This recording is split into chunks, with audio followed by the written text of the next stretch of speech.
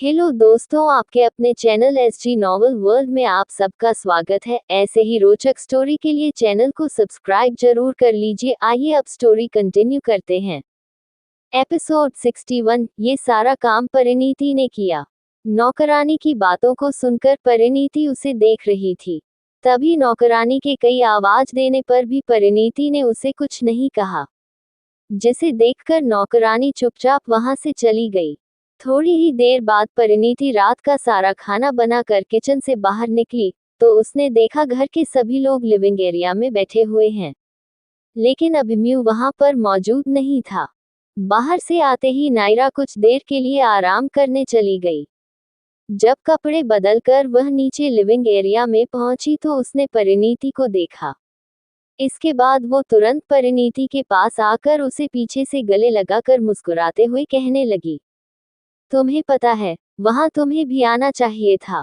कई सारे लोग भाई की नई वाइफ के बारे में पूछ रहे थे। तुम भी चलती तो कितना मजा आता। नायरा की बातों को सुनकर परिणीति मुस्कुराते हुए कहती है, मुझे माफ करना, वह शायद मेरी आंख नहीं खुली थी, इसलिए मुझे कुछ पता नहीं चला। मैं कभी और तुम लोगों के साथ चलूंगी। वैसे तुम्हें कुछ खाना है कहो, तो मैं तुम्हारे लिए खाना लेकर आऊं।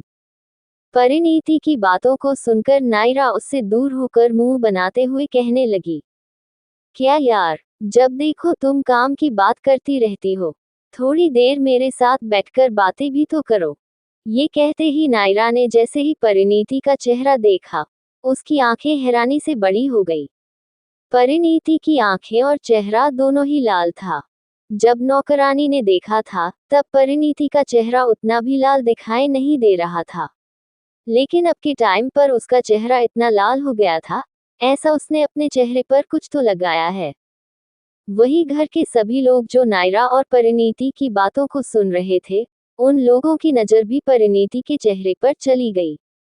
परिणीति के चेहरे को लाल देखकर प्रेरणा मल्होत्रा हैरान होकर कहने लगी, झूठ नहीं बोलूंगी, लेकिन तुम्हारा चेहरा टमाटर से भी ज्यादा लाल कैसे हो गया?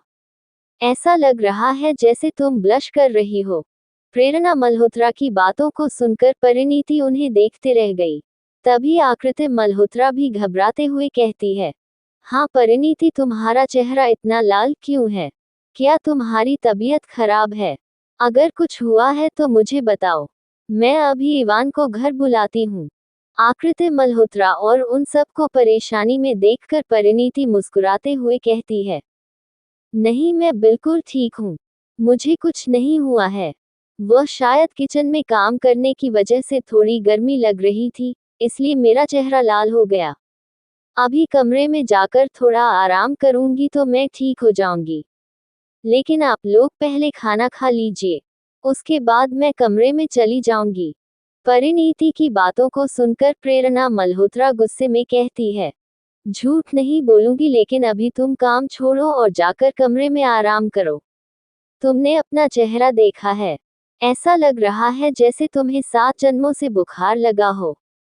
बाकी का काम घर के नौकर देख लेंगे। वैसे भी तुम खाना बनाकर काम कर चुकी हो, तुम्हें तो वह भी नहीं करना चाहिए था, वह घर के नौकर कर लेते हैं।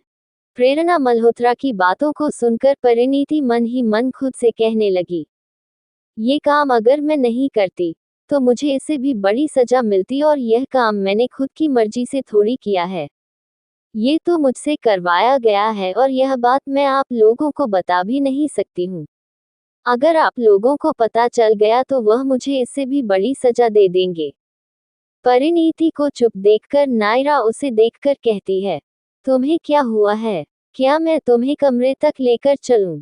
अगर तुम्हारी तबीयत ठीक नहीं है तो, या फिर ज्यादा सीरियस है तो मैं भाई को बुला सकती हूँ। नायरा की बातों को सुनकर परिणीति ने ना में इशारा किया और खुद कमरे की तरफ जाने के लिए सीढ़ी पर चढ़ने लगी। लेकिन जब वह सीढ़ी पर जा रही थी तब उसे ऐसा लगा जैसे उसे अपने सामने सब कुछ धुंधला दिखाई दे रहा है। उसे हल्का सा चक्कर आ रहा था, पर फिर भी हिम्मत करके बिना किसी को कुछ कहे वह धीरे धीरे करके कमरे तक पहुंच गई। जब आकृति मल्होत्रा ने ये देखा तब उसने गुस्से में नौकरानी को अपने पास बुलाया।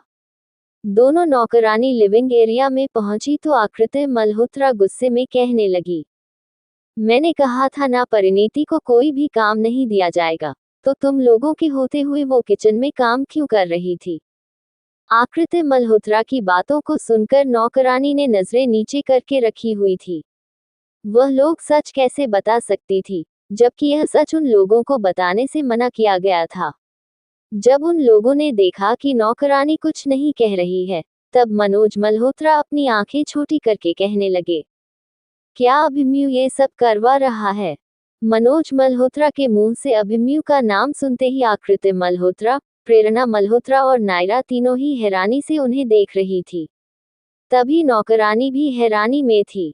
इसके बाद उनमें से एक नौकरानी हिम्मत करके उन लोगों से कहने लगी, जी हाँ, आप लोगों के जाने के बाद जब मैडम उठकर आ रही थी, तब मैं ही उन्हें एक पेपर दिया था, जो मुझे अभिमन्यु सर ने देने को कहा था। मुझे ये तो नहीं पता था पेपर में क्या लिखा हुआ है। लेकिन तैयार होने के बाद मैडम नीचे आए और आते ही घर का काम करने लगी। जब हमने मैडम से पूछा तो उन्होंने कहा है कि उन्हें ये काम आज ही खत्म करना है। उन्होंने 3-4 घंटे लगाकर घर की पूरी सफाई की। उसके बाद काफी सारे कपड़े भी धोए। उनसे भी उनको टाइम मिला, तो उन्होंने खाना बना लिया। हमने बहुत रोकने की कोशिश की, लेकिन वह नहीं रुक रही थी और सर ने भी हमें कहा था कि हम में से कोई भी मैडम की मदद नहीं करेगा।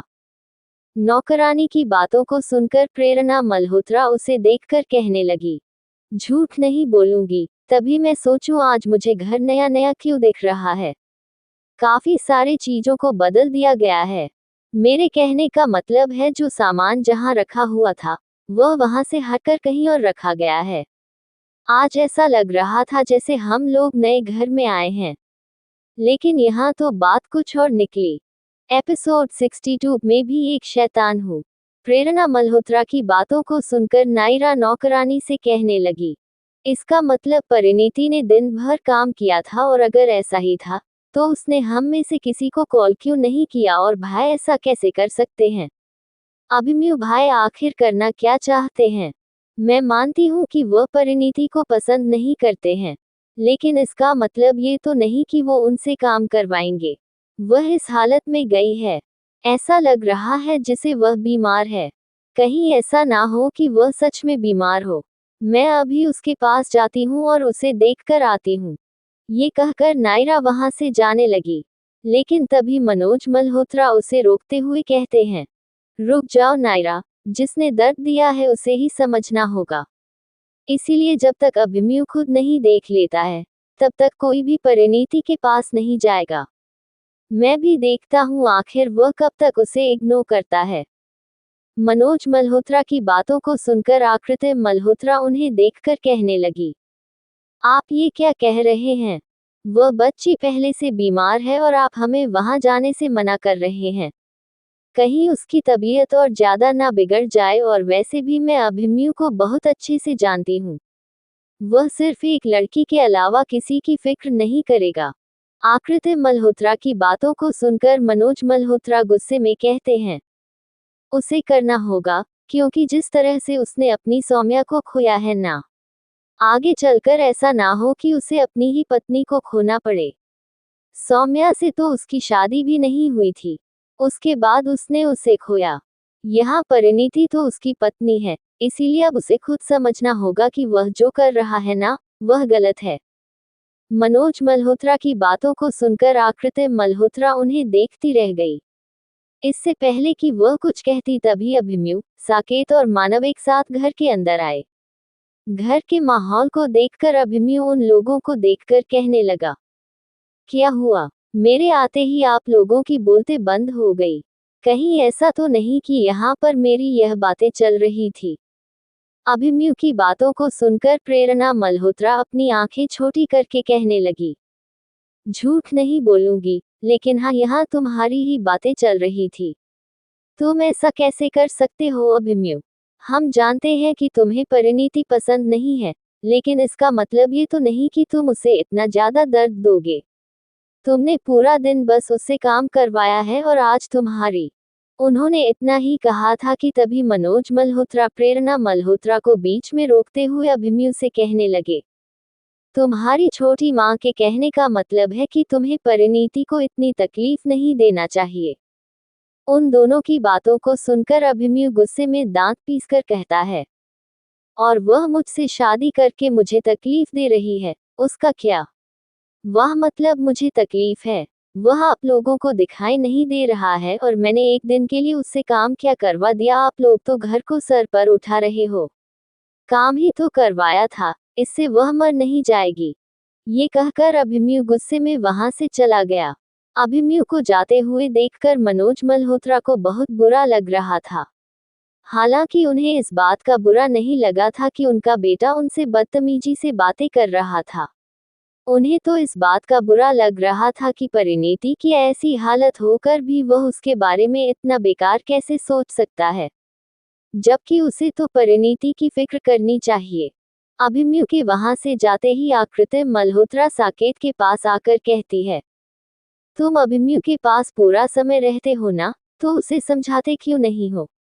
उसे क्यों नहीं कहते हो कि जिस तरह से उसने सौम्या को खोया है, उसी तरह से वह एक दिन परिणीति को खो देगा, और अगर सही समय रहते वो नहीं समझेगा ना, तो वह अपनी नजरों के सामने वह सब चीज दोबारा देखेगा।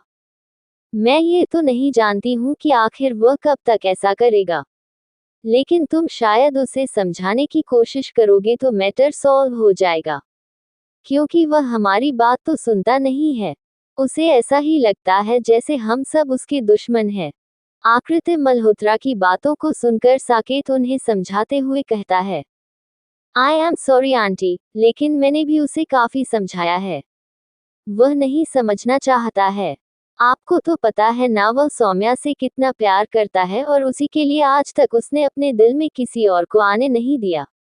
सौम्या के जाने के बाद उसने अपने दिल में बस एक ही बात बनाकर रखी है, वह उन लोगों को तब तक नहीं छोड़ेगा जब तक सौम्या के कातिल हमेशा के लिए खत्म नहीं हो जाते हैं। लेकिन आप फिक्र मत कीजिए, हम अभिमन्यु को शैतान बनने नहीं देंगे, और मुझे लगता है परिणीति खुद अभिमन्यु को संभाल कर रखेगी। इतना कुछ हो जाने के बाद भी वह हिम्मत करके अभिमन्यु के सामने रहती है, यही बहुत बड़ी बात है। धीरे धीरे करके खुद अभिमन्यु को एहसास हो जाएगा। आप प्लीज थोड़ा वक्त दीजिए। साकेत की बातों को सुनकर आकृति मल्होत्रा गहरी सांस लेकर कहने लगी, वक्त वही दे देकर मैं परेशान हो चुकी हूँ। सोचा था उसकी शादी हो जाएगी तो वह बदल जाएगा। हर वक्त मंडप पर से दुल्हन गायब हो जाती थी। आखिरकार जब उसकी शादी परिणीति से हो गई, तो उसमें भी इतना कुछ हो रहा है। पता नहीं आखिर हमारे घर में खुशियां कब आएगी। ये कहते हुए आकृति मल्होत्रा गुस्से में वहां से चली गई। इधर दूसरी तरफ अभिमन्यु जब कमरे में पहुंचा, तो उसने परिणीति को सोते हुए देखा। पूरा दिन कैमरा में उसने परिणीति को देख रखा था। उसने जितना काम उसने दिया था, परिणीति ने सारा काम खत्म कर दिया था। वह इस बात पर उसे डांट भी नहीं सकता था या उसकी सजा को बढ़ा भी नहीं सकता था। ये सब सोचकर वह गुस्से में परिणीति के सामने आया और उसके मासूम चेहरे को देखकर मन ही मन कहने लगा, आखिर तुम चीज क्या हो? तुम हार नहीं मानना चाहती हो, हर एक काम परफेक्ट कर लेती हो, लेकिन मैं भी शैतान हूँ। एपिसोड 63। अभिमन्यु को हुई परिणीति की फिक्र। खुद से बात करने के बाद अभिमन्यु जैसे ही आगे बढ़ने के लिए पीछे मुड़ा, तभी उसने देखा परिणीति करवट लेने की वजह से बेड से नीचे गिरने वाली है। हालांकि उस वक्त उसे कुछ समझ नहीं आया और वह तुरंत परिणीति को बचाने के लिए खुद नीचे झुक गया और उसने अपने हाथ से उसके बाजू को पकड़ लिया, जिस वजह से परिणीति बेड से नीचे गिरने से बच गई। उसने तुरंत परिणीति को ठीक से लिटाया और परिणीति से दूर हो गया। लेकिन तभी उसे अचानक से कुछ अजीब महसूस हुआ। उसने अपने उस हाथ को देखा जिससे उसने परिणीति की बाजू को पकड़ा था। उसके हाथ हल्के गर्म महसूस हो रहे थे। उसने तुरंत आगे बढ़कर परिणीति के माथे को छू कर देखा, जिसे महसूस करते ही अभिमन्यु खुद से कहता है, इसे तो बुखार है। क्या सच में इसे बुखार है? लेकिन सुबह तक तो ये ठीक थी। लगता है मैंने ज्यादा काम दे दिया था। इतनी बेवकूफ लड़की हार मानने की बजाय और काम करे जा रही थी। क्या ये दिखाना चाहती है कि मैं इसे टॉर्चर कर रहा हूँ? वैसे सही भी है, मैं इसे टॉर्चर ही तो कर रहा हूँ। ये सोचकर वह तुरंत परिणीति से दूर हुआ और उसने अपना फोन निकालकर इवान को कॉल किया। जैसे ही इवान ने कॉल उठाया, अभिमन्यु ने शांत मन से कहा, क्या तुम घर पर मौजूद हो? अगर घर पर मौजूद हो तो मेरे कमरे में आओ। अभिमन्यु की आवाज में कठोरता हल्की सी नजर तो आ रही थी, जिसे सुनकर इवान कंफ्यूज होकर कहता है, लेकिन भाई मैं तो घर पर नहीं हूँ और मुझे घर पर आने में आधा घंटा लग जाएगा। मैं हॉस्पिटल से निकलने ही वाला हूँ। पर हुआ क्या है? सब ठीक है ना? इवान की बातों को सुनकर अभिमन्यु गहरी सांस लेकर कहता है, हाँ सब ठीक है, बस तुम्हारी भाभी ठीक नहीं है। परिणीति को तेज बुखार है और ऐसे में तुम अगर यहाँ होते तो शायद उसे एक बार देख लेते। अगर तुम्हें आने में समय लगेगा तो मैं दूसरे डॉक्टर को बुला लेता हूँ। अभिमन्यु को परिणीति की फिक्र करता हुआ देख इवान को बहुत अच्छा लगा और वह मुस्कुराते हुए कहने लगा, भाई उसकी कोई जरूरत नहीं है। मैं जब तक आ नहीं जाता हूँ तब तक आप बस एक काम कर दो, उससे शायद भाभी को थोड़ा आराम मिलेगा। मैं बस थोड़ी ही देर में पहुंचने वाला हूँ। आप बस वही करो जो मैं करने को कहता हूँ। ये कहकर इवान ने उससे कुछ कहा, जिसे सुनकर अभिमन्यु की आंखें छोटी हो गई और उसने गुस्से में फोन कट कर दिया। इवान ने उसे ठंडे पानी में कपड़ा भिगोकर उसके माथे पर रखना है ऐसा कहा था। ऐसे में उसने ऐसा काम कभी नहीं किया है। उसे याद था जब सौम्या की तबीयत खराब थी तब भी वह ऐसा काम नहीं करता था, बल्कि वह सौम्या को तुरंत अस्पताल लेकर चला जाता था। सौम्या की याद आते ही अभिमन्यु ने गुस्से में मुट्ठी बंद की और गुस्से में कमरे से बाहर चला गया। अभिमन्यु जब नीचे लिविंग एरिया में पहुंचकर किचन की तरफ जा रहा था, तभी प्रेरणा मल्होत्रा और नायरा गार्डन से होकर अपने कमरे में जा रही थी। लेकिन अभिमन्यु को देखते ही वह लोग एक दूसरे को देखने लगी। तभी नायरा प्रेरणा मल्होत्रा से कहती है, भाई इस समय किचन में क्यों जा रहे हैं? नायरा की बातों को सुनकर प्रेरणा मल्होत्रा ने कुछ देर तक सोचा और फिर मुस्कुराते हुए कहने लगी, झूठ नहीं बोलूंगी, लेकिन कहीं ऐसा तो नहीं कि अभिमन्यु को पता चल गया हो परिणीति की तबीयत खराब है और वह उसी की देखभाल करने के लिए किचन में कुछ बनाने जा रहा है। चलो हम एक बार छुपकर ये देखने की कोशिश करते हैं। प्रेरणा मल्होत्रा की बातों को सुनकर नायरा हैरान होकर कहती है, नहीं छोटी माँ, हम ऐसा नहीं कर सकते हैं। अगर भाई ने हमें देख लिया ना तो वह बहुत डांटेंगे। इससे अच्छा यही है कि हम कमरे में चलते हैं। वैसे भी मुझे परिणीति से मिलने का बहुत मन कर रहा है। अगर भाई घर पर नहीं होते तो मैं जरूर उससे मिल लेती, लेकिन भाई के होने की वजह से मैं तो उनके कमरे में भी नहीं जा सकती हूँ। नायरा को डरते हुए देखकर प्रेरणा मल्होत्रा मुंह बनाकर कहती है, झूठ नहीं बोलूंगी, लेकिन मैंने कहा ना कुछ नहीं होगा। हमें देखना तो चाहिए आखिर वह कर क्या रहा है, और वैसे भी अभिमन्यु कब क्या करता है हमें पता भी नहीं चलता है। आज अगर मौका मिला है तो हम इसे कैसे छोड़ सकते हैं? तुम चलो मेरे साथ। ये कहकर प्रेरणा मल्होत्रा नायरा का हाथ पकड़ के किचन की तरफ गई और किचन के हल्का पीछे होकर खिड़की के जरिए अभिमन्यु को देखने लगी। अभिमन्यु शीशे के बाउल में बर्फ निकल रहा था और उसमें कुछ पानी भरकर कुछ कपड़े ढूंढ रहा था। तभी उसने एक सफेद टॉवल देखा जो एक डोर में रखा हुआ था। वह सब लेकर वह किचन से बाहर चला गया। जब नायरा और प्रेरणा मल्होत्रा ने ये देखा तभी प्रेरणा मल्होत्रा खुश होकर कहती है, झूठ नहीं बोलेगी, मैंने कहा था ना अभिमन्यु जरूर परिणीति की फिक्र कर रहा है। तभी देखा तो वह कैसे ठंडा पानी लेकर जा रहा है। इसका मतलब यह है कि परिणीति को तेज बुखार है। हमें भी उसके पास जाना चाहिए। प्रेरणा मल्होत्रा की बातों को सुनकर नायरा उन्हें देखकर कहने लगी, हाँ छोटी माँ, आप बिल्कुल ठीक कह रही है। हम एक काम करते हैं, हम कमरे में नहीं जाएंगे, लेकिन कमरे से बाहर रहकर ये देखने की कोशिश करेंगे भाई आखिर करते क्या है। ये कहकर नायरा के चेहरे पर भी मुस्कुराहट आ गई। वह दोनों ही चुपके से धीरे कदमों से चलकर अभिमन्यु के कमरे के पास पहुंची। अभिमन्यु ने कमरे का दरवाजा बंद नहीं किया था, क्योंकि वह जानता था इवान किसी भी समय आ जाएगा। कमरे में आते ही उसने पहले तो परिणीति के लाल चेहरे को देखा, फिर ठंडे पानी में रखे हुए सफेद टॉवल को निकालकर उसे अच्छे से भिनगा कर परिणीति के माथे पर रखा। परिणीति को इतना तेज बुखार था कि वह कपड़ा थोड़ी देर में ही सूख जा रहा था और उसके शरीर की गर्माहट उस टॉवल को पकड़ रही थी। अभिमन्यु को भी ये देखकर काफी हैरानी हुई। वह हर एक मिनट पर उसके सर पर रखे हुए टॉवल को बदल रहा था। 10 मिनट से ज्यादा हो गए थे लेकिन इवान पहुंचा ही नहीं था। पर इवान ने अभिमन्यु को मैसेज करके कह दिया था कि वह बस 5 मिनट में पहुंचने ही वाला है। इधर दरवाजे के पीछे प्रेरणा मल्होत्रा और नायरा ये सब देखे जा रही थी। उन लोगों को तो अभिमन्यु की ऐसी हरकत पर यकीन नहीं हो रहा था। तभी नायरा ने अपना फोन निकालकर चुपके से उनकी तस्वीर ली और फोन अपने पॉकेट में रख लिया। वह दोनों छुपकर उसे ऐसे देख रहे थे जैसे वह किसी चोर को देख रहे हो। उन दोनों को ये पता भी नहीं चला कब इवान वहां पहुंच गया। इवान जब भागते हुए अभिमन्यु के कमरे की तरफ आ रहा था तो उसने नायरा और अपनी छोटी मां को वहां देखा जो किसी चोर की तरह एक जगह खड़ी थी। ये देखकर उसने तुरंत नायरा के कंधों पर हाथ रखा।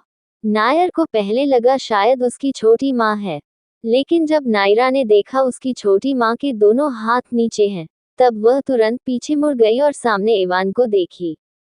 एपिसोड 64 में इसकी फिक्र क्यों करो। वही इवान उन दोनों को ऐसी हरकत करता हुआ देखकर अपनी आंखें छोटी करके धीरे से कहता है, आप दोनों यहाँ क्या कर रही हैं और ऐसे अभिमन्यु भाई के कमरे को क्यों देख रही हैं?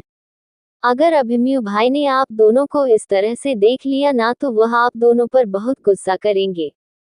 इवान की आवाज सुनते ही प्रेरणा मल्होत्रा जल्दी से पीछे घूम गई। तभी नायरा मुस्कुराते हुए कहने लगी, भाई हम यहाँ नहीं आना चाहते थे। वह तो हम ये देखकर हैरान थे कि अभिमन्यु भाई आखिर ठंडा पानी लेकर कहाँ जा रहे हैं।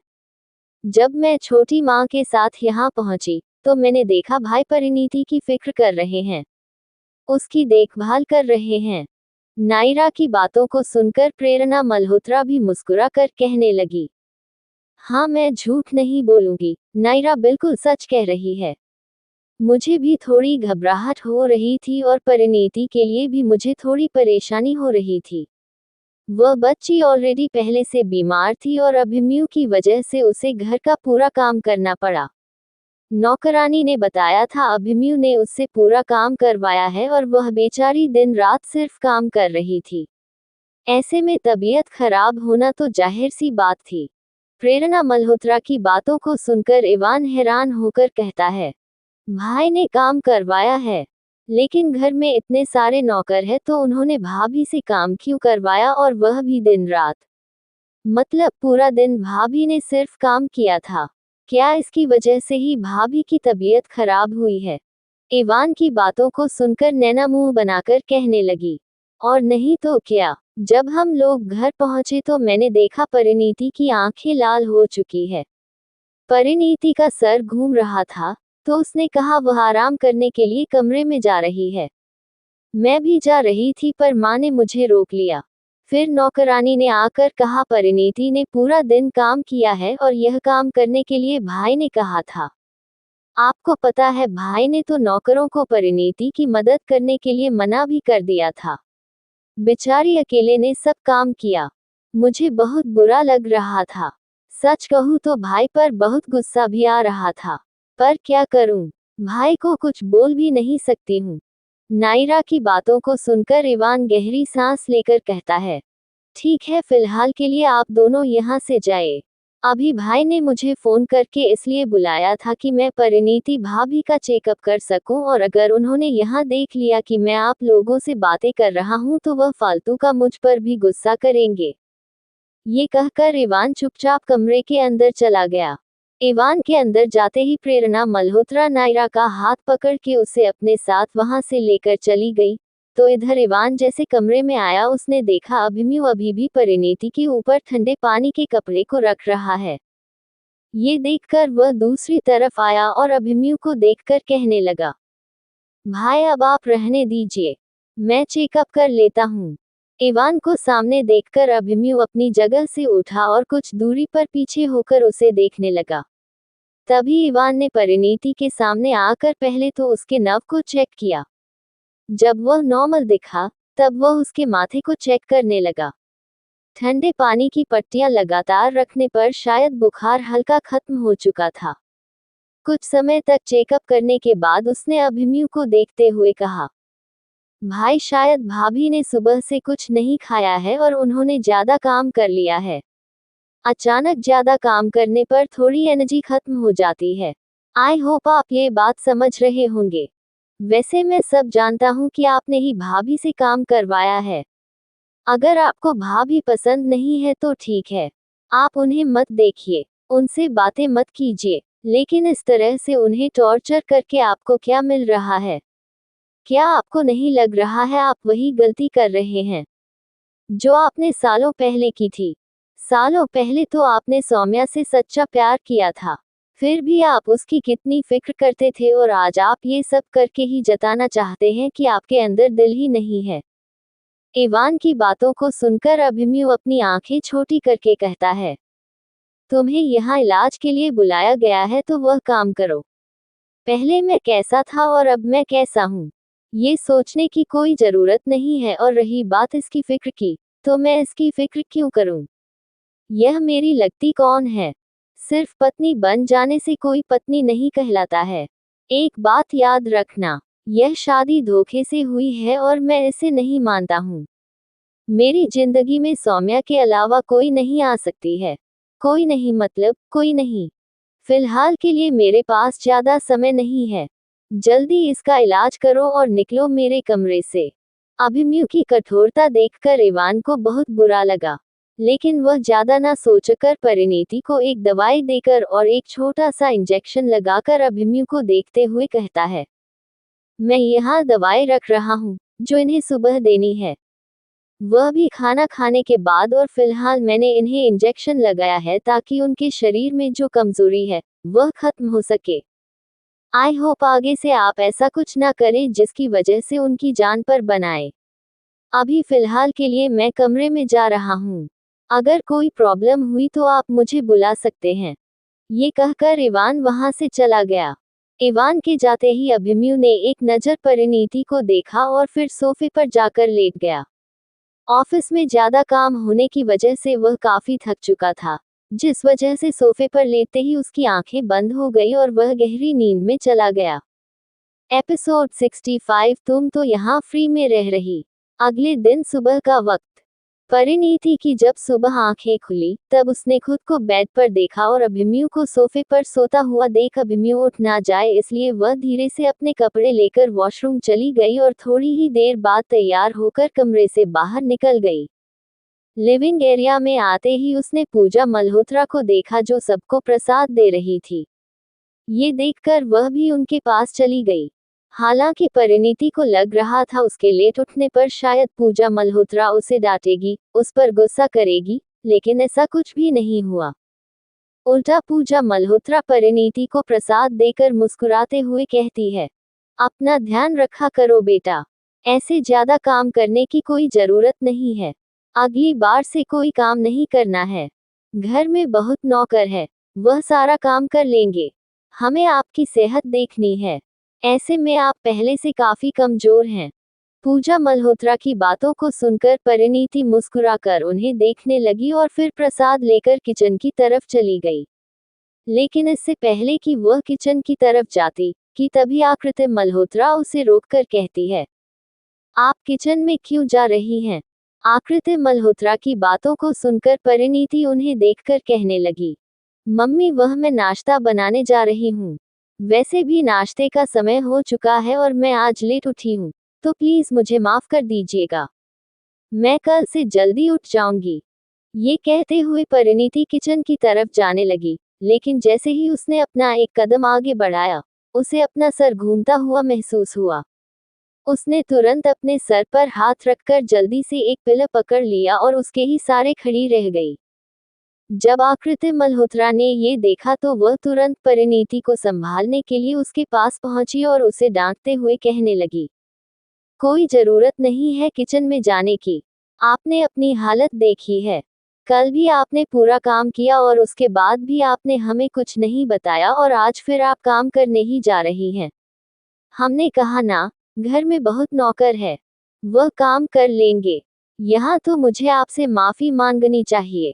अभिमन्यु की वजह से आज आपकी तबीयत खराब हो गई। अगर वह आपसे पूरा दिन काम नहीं करवाता तो शायद आप ठीक रहती। मैं जानती हूँ काम करने की वजह से आपने कुछ खाया भी नहीं होगा और आप अभी किचन में जा रही थी। चुपचाप बैठे रहिए, मैं नाश्ता लेकर आती हूँ। ये कहकर आकृति मल्होत्रा वहां से जाने लगी। लेकिन तभी परिणीति उन्हें रोककर कहती है, मम्मी, मैं बिल्कुल ठीक हूँ और वैसे भी मैं कुछ खा लूंगी तो मैं ठीक हो जाऊंगी और अभी तक नाश्ता भी तो नहीं बना है। आप अकेले कैसे करेगी? परिणीति की बातों को सुनकर आकृति मल्होत्रा अपनी आंखें छोटी करके कहने लगी, तो आप कहना चाहती है कि मैं अकेले नहीं कर सकती हूँ और वैसे भी नाश्ता पहले ही बन चुका है, जो डाइनिंग टेबल पर लगने भी वाला है। इसलिए आप जाकर वहां बैठिए। मैं आपके लिए गर्मा गर्म सूप लेकर आता हूँ, जो आपकी सेहत के लिए सबसे अच्छा है। ये कहते ही आकृति मल्होत्रा वहां से चली गई। आकृति मल्होत्रा के प्यार को देखकर उसे अपनी माँ की याद आ रही थी। जब उसकी तबीयत खराब हुआ करती थी, तो उसकी माँ उसे कोई काम नहीं करने देती थी। यहाँ तक कि उसे सुबह जल्दी उठने भी नहीं देती थी। उसके उठते ही उसे गर्मा गर्म खाना मिलता था। दिन रात उसकी माँ उसके लिए परेशान हुआ करती थी। अपनी माँ को याद करते ही परिणीति की आंखों में आंसू आ गए। लेकिन तभी नायरा परिणीति के सामने आ गई। नायरा ने परिणीति को दूर से ही देख लिया था, जिस वजह से वह बिना कुछ सोच उसके सामने आई। लेकिन जब उसने देखा परिणीति रो रही है, तब वह घबराकर कहती है, क्या हुआ तुम्हें? तुम रो क्यों रही हो? क्या भाई ने फिर से तुम्हें कुछ कहा है? नायरा की बातों को सुनकर परिणीति जल्दी से अपने आंसुओं को साफ किया। वही प्रेरणा मल्होत्रा और आदित्य मल्होत्रा भी वहां पर मौजूद थे। जब उन लोगों ने नायरा के मुंह से ये सब सुना तो वह लोग भी तुरंत परिणीति के पास आ गए, जिस वजह से परिणीति को काफी अजीब लगा और वह जल्दी से अपने आंसुओं को पूरी तरह से साफ करके मुस्कुराकर कहने लगी, नहीं नहीं, उन्होंने मुझे कुछ नहीं कहा है। वह मम्मी मेरी इतनी फिक्र कर रही है ना, तो मुझे अपनी माँ की याद आ गई। जब मेरी तबीयत खराब हुआ करती थी, तो वह ऐसे ही मेरी फिक्र करती थी। मेरे लिए गर्मा गर्म खाना बनाती थी। मुझे कुछ हो ना जाए, इसके लिए वह पूरा दिन घर में रहती थी। अपना सारा काम छोड़ दिया करती थी। बस उनको याद करके मेरी आंखें नम हो गई। परिणीति की बातों को सुनकर नायरा को उसके लिए बहुत बुरा लगा और वह उसे गले लगाकर मुस्कुराते हुए कहने लगी, मैं जानती हूँ कि तुम्हें अपनी माँ की बहुत याद आ रही होगी, पर फिक्र मत करो, यहाँ पर कभी भी तुम्हें अकेला फील नहीं होगा। मेरी माँ, छोटी माँ, पापा, दादी सब तुमसे बहुत प्यार करते हैं और करते रहेंगे। रही बात तुम्हारी माँ की, तो घर में अब अगर अगली बार कोई फंक्शन आएगा, तब हम उन्हें यहाँ बुला लिया करेंगे और अगर तुम्हारा तब भी मन नहीं भरेगा या फिर तुम उससे भी पहले मिलना चाहती हो तो मैं तुम्हें तुम्हारी माँ के घर लेकर चल सकती हूँ। नायरा की बातों को सुनकर परिणीति के चेहरे पर मुस्कुराहट आ गई और वह मुस्कुराते हुए कहने लगी, क्या तुम सच कह रही हो? तुम मुझे माँ से मिलाने के लिए लेकर चल सकती हो, पर आज से तो मेरा कॉलेज स्टार्ट हो गया है और मुझे कॉलेज भी जाना होगा। परिणीति की बात सुनते ही आदित्य मल्होत्रा अपनी आंखें छोटी करके कहने लगे, आपकी तबीयत ठीक नहीं है, आपको कॉलेज जाने की कोई जरूरत नहीं है। मैं प्रिंसिपल से खुद बात कर लूंगा। वैसे भी अभिमन्यु प्रिंसिपल को जानता है, तो वह उन्हें समझा देगा। आदित्य मल्होत्रा ने इतना ही कहा था कि तभी अभिमन्यु जी तैयार होकर लिविंग एरिया में आ चुका था। वह उनकी बातों को सुनकर बड़ी ही कठोरता के साथ कहता है, मैं यहाँ पर किसी का नौकर नहीं हूँ जो उसका काम करने के लिए बैठा रहूं और वैसे भी यह मर नहीं रही थी, बस हल्का सा बुखार लगा था। ये कॉलेज जा सकती है। एडमिशन तो कॉलेज में करवा चुकी है, पर कॉलेज ना जाने के कितने सारे बहाने बना रही हैं। इससे बेहतर तो यही होता कि यह कॉलेज में एडमिशन न लेकर घर में बैठी रहती। क्योंकि यहाँ रहकर इसे सब कुछ फ्री में तो मिल रहा है। खाना पीना, रहना, कपड़े, सब कुछ जो एक इंसान को मिलना चाहिए। बाकी का नेक्स्ट एपिसोड नेक्स्ट पार्ट में कवर करेंगे। कहानी को लाइक शेयर कमेंट जरूर करें और प्लीज लाइक भी जरूर करें। Thank you.